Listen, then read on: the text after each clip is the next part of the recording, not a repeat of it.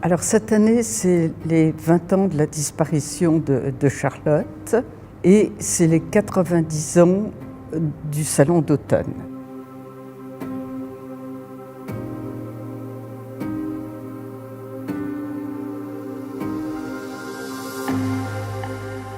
L'exposition porte, et c'est le thème que nous avons choisi, sur la synthèse des arts, qui est un thème propre à l'histoire de la modernité.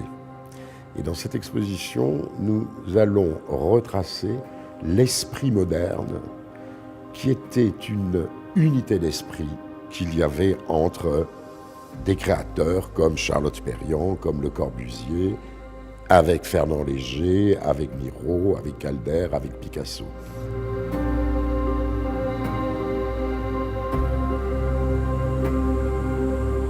Bon, le stand construit au Salon d'automne de 1929 au Grand Palais était fait pour la première présentation au public des fameux meubles de Le Corbusier, Pierre Jeanneret, Charlotte Perriand.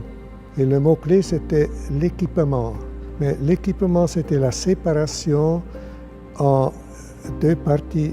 Une fois les casiers qui remplacent tous les armoires, les secrétaires, quoi que ce soit, les meubles différents, et puis tous les sièges, tables, objets, disons, qui sont mobiles. Et Charlotte Perriand, surtout, je crois, qui a travaillé sur ce stand, on a fait une fête des nouveaux matériaux. Donc tout était brillant, scintillant, c'était des métaux qui brillaient, des couleurs. Elle était vraiment douée, je crois, de faire des combinaisons de matériaux raffinés. C'est un peu hérité peut-être de l'art déco d'où elle venait.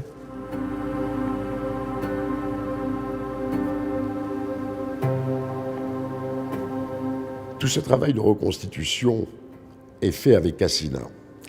Et Cassina joue un rôle très important dans cette exposition parce que Cassina permet de recréer des meubles, des ensembles qui ont disparu. Et nous faisons avec eux une sorte de travail archéologique et culturel. C'est-à-dire qu'avec des scientifiques comme Arthur Rueg, et à partir de tous les documents d'époque que nous allons reconstituer scientifiquement justement ce salon d'automne. C'est quelque chose qui va être un grand choc pour tout le monde. Nous allons présenter également et reconstituer la maison du jeune homme de 1935, à une époque où Fernand Léger lui-même prônait la collaboration entre l'architecture, la peinture et l'ameublement, disait-il.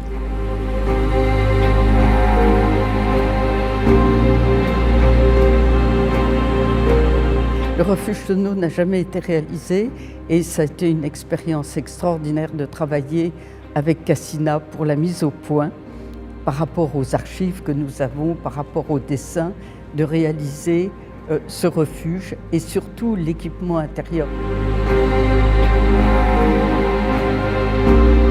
Ce travail de restitution, de réplique est passionnant à mener ici avec le service prototype parce que on redécouvre des choses qu'on avait un peu oubliées, des techniques oubliées et qui sont finalement peut-être très utiles aujourd'hui.